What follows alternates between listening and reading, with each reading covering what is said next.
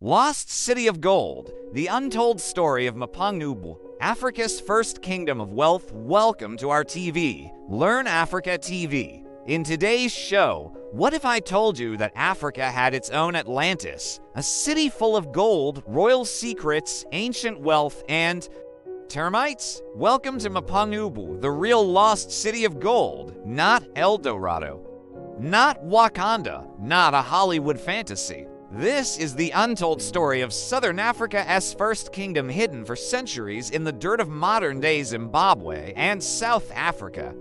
So grab your explorer hat, because this story is about kings, gold rhinos, forgotten empires, and why your history teacher never told you any of it.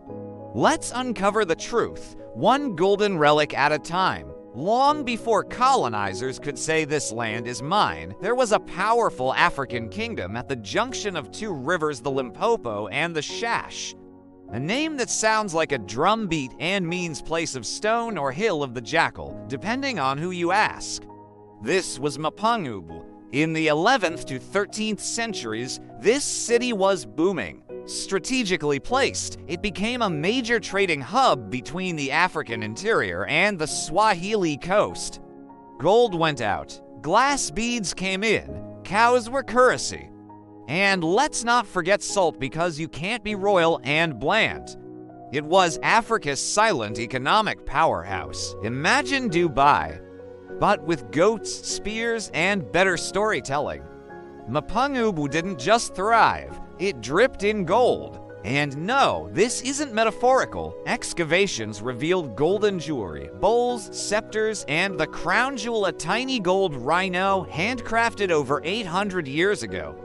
Historians still argue, was it a symbol of leadership, a spiritual icon, or just a very bougie paperweight? This city had social classes, burial mounds, and palaces on hilltops, a sign of organized monarchy. The king lived on the hill for security and good views, while commoners stayed below. It's the African version of Uptown versus Downtown. Mapungubwe was blinged out before Instagram made it cool. Here's where the plot thickens, like pap left overnight. Mapungubwe was discovered in 1933 by white South African archaeologists, but the findings were quietly tucked away. Why? Because the evidence showed that pre-colonial Africans built kingdoms with class structures, foreign trade, and goldsmithing skills. That didn't sit well with colonial propaganda. For decades, Mapungubwe's glory was hidden in museum basements, like your cousin hiding report cards. Only in recent decades did it start receiving proper recognition. UNESCO finally named it a World Heritage Site, and the gold rhino? It became South Africa's unofficial ancient bling mascot. So, why did this golden kingdom fade? Well, like every great dynasty, too much power, a dash of climate change, and the rise of new kingdoms. When rainfall dropped and the Limpopo dried up, agriculture took a hit. People migrated, trade routes shifted, and eventually Great Zimbabwe took the crown as the new trade capital. Mapungubwe wasn't conquered, it evolved. But its treasures stayed buried, whispering to termites, waiting for the world to remember. Mapungubwe's real legacy isn't just gold.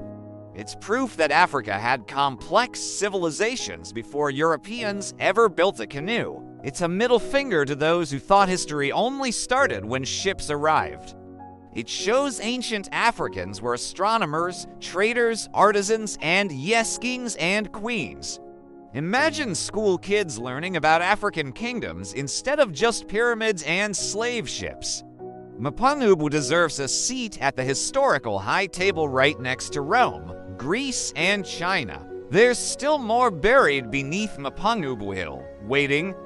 The gold rhino is just 15 centimeters long, but heavier than your dignity after asking your crush out.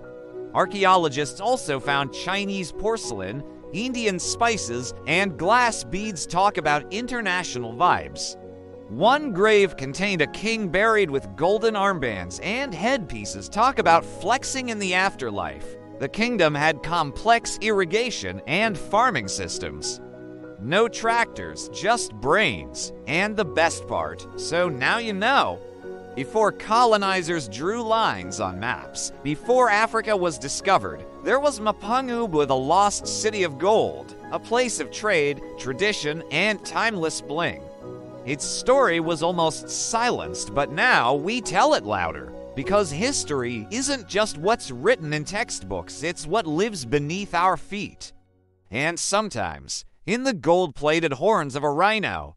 Like, comment, and subscribe to Learn Africa TV to support African education and for more untold stories, forgotten empires, and the glory of Africa one video at a time. Because Africa isn't just the cradle of humanity, it's also the keeper of its best-kept secrets.